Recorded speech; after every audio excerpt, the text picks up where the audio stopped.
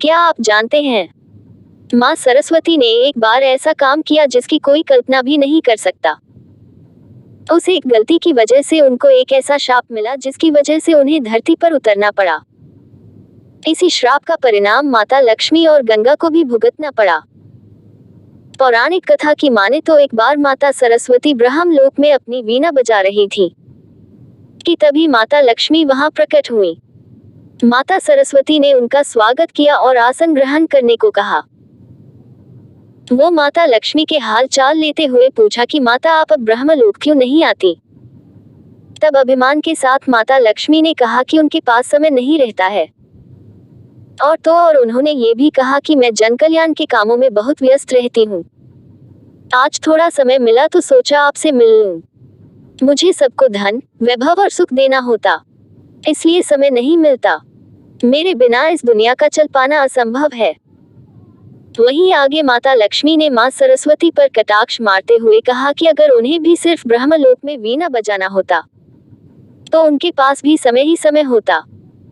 माता लक्ष्मी की अहंकारी बातें सुनकर मां सरस्वती को बहुत क्रोध आया, जिसके बाद उन्होंने भी माता लक्ष्मी को कटाक्ष मारते हुए कहा कि यह सत्य है कि आप वैभव की देवी हैं, लेकिन फिर भी आपको चंचला कहा जाता है क्योंकि आपके पैर एक जगह नहीं टिकते। आप में बिल्कुल भी स्थिरता नहीं है। लेकिन मैं आपके बिल्कुल विपरीत हूँ। मैं जिस जगह भी जाती वहां आजीवन के लिए बस जाती हूँ। आपको तो कोई चुरा भी सकता, बल्कि मैं तो बांटने से बढ़ती हूँ।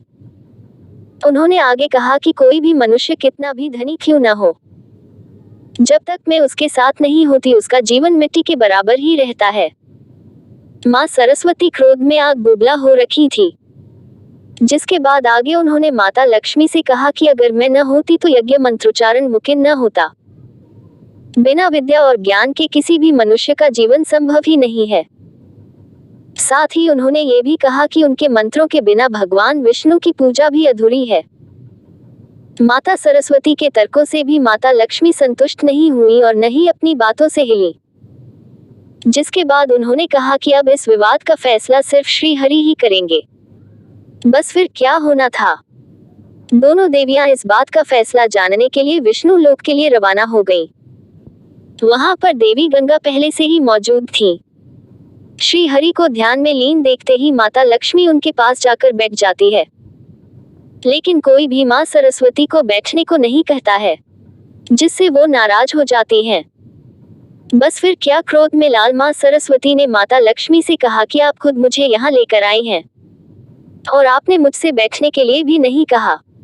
क्या विष्णु लोक में ऐसे ही अतिथियों का आदर किया जाता है?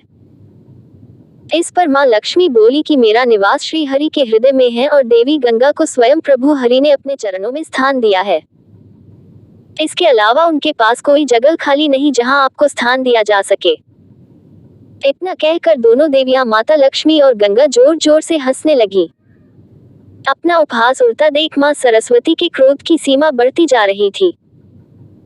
मां सरस्वती ने माता लक्ष्मी से कहा कि आपको बहुत अभिमान है अपने वैभव और श्री हरि के हृदय में होने का, तो मैं आपको यहाँ से दूर कर दूंगी। इतना कहकर मां सरस्वती ने माता लक्ष्मी को श्राप दे दिया और कहा कि आप विष्णु लोक छोड़कर धरती पर चली जाएंगी और आप तुलसी के रूप में जन्म लेंगी, जहां जाकर आपका भगवान विष्णु से कोई संबंध नहीं रह जाएगा और धरती पर आपका विवाह किसी असुर से होगा। वहीं माता लक्ष्मी को दिए गए श्राप को सुनकर देवी गंगा को मां सरस्वती पर क्रोध आ गया और उन्होंने मां सरस्वती को श्राप दे दिया कि वो धरती पर नदी बनकर प्रकट होंगी। दोस्तों, ये श्राप का सिलसिला यही नहीं थमा।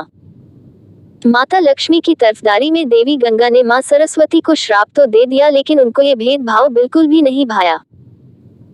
उन्होंने क्रोधित होकर देवी गंगा को भी श्राप दे दिया कि वो श्री हरि के चरणों से निकलकर धरती पर नदी बनकर निकलेंगी और अधिक से अधिक पापियों के संपर्क में आएंगी। अब दोस्तों, क्रोध की अग्नि में तपते हुए तीनों ने एक दूसरे को श्राप तो दे दिया, लेकिन जब उनका गुस्सा शांत हुआ तो तीनों को बहुत पछतावा हुआ। तब तीनों मिलकर श्राप से मुक्ति पाने का उपाय ढूंढने लगी, जिस पर भगवान विष्णु ने कहा कि श्राप का फल तो आपको भोगना ही पड़ेगा, लेकिन कलियुग के 10,000 साल पूरे होने के बाद आप सभी देवियां पृथ्वी से अपने लोक में आकर वास्तविक स्वरूप में आकर मिल जाएंगी।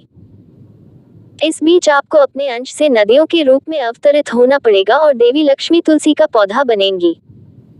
माना जाता है कि देवी सरस्वती अब अपने लोक को लौट चुकी हैं और अब गंगा के स्वर्ग लौटने की तैयारी चल रही है। तो मित्रों, आपने देखा कि किस तरह तीनों देवियों ने एक दूसरे को क्रोधवश आकर एक दूसरे को ही श्राप दे दिया। सिर्फ क्रोध के कारण देवी सरस्वती को ऐसा शाप मिला कि धरती पर नदी बनकर उतरना पड़ा। वही गंगा भी नदी बन गई और देवी लक्ष्मी विष्णु प्रिय वृंदा यानी तुलसी का पौधा बन गई।